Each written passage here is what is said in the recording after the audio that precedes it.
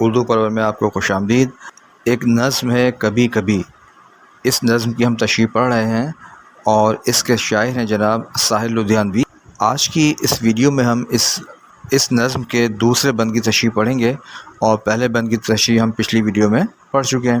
بند آپ کے سامنے موجود ہے۔ عجب نہ تھا کہ میں بیگانہ علم ہو کر تیرے جمال کی رعنائیوں میں کھو گیا ہوتا، تیرا گداز بدن، تیری نیم باز آنکھیں، انہی حسین فسانوں میں محو ہو جاتا۔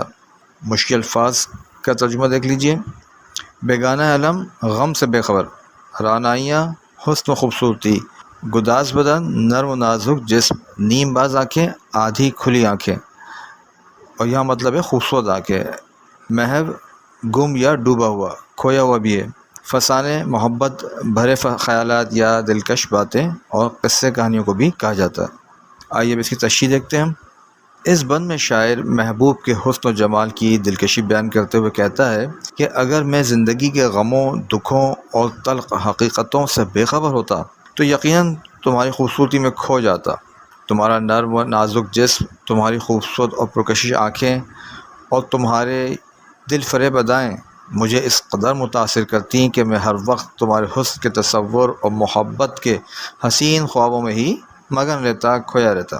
میں دنیا کی دوسری حقیقتوں کو بھول کر صرف تمہاری محبت اور دلکش یادوں میں زندگی گزار دیتا۔ لیکن شاعر صرف حسن کا پرستار نہیں ہے، بلکہ وہ زندگی کی حقیقتوں اور انسانی دکھوں سے بھی آگاہ ہے۔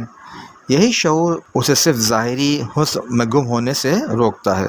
شاعر یہ احساس دلاتا ہے کہ اگرچہ حسن انسان کو اپنی طرف کھینچتا ہے، لیکن زندگی کی ذمہ داریاں، غم اور حقیقتیں انسان کو محض خوابوں اور رومان کی دنیا میں کھو جانے نہیں دیتیں۔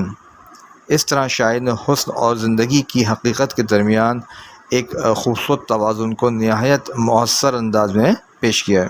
اب اس کا مرکزی خیال دیکھ لیجئے۔ شاعر بتاتا ہے کہتا ہے کہ زندگی کا غم اور حقیقتیں انسان کو صرف حسن اور محبت کی دنیا میں کھو جانے سے روک دیتی ہیں۔ اگلی ویڈیو میں آپ سے ملاقات ہوگی۔ اللہ کرے آپ کو ویڈیو پسند آئے۔ بہت شکریہ۔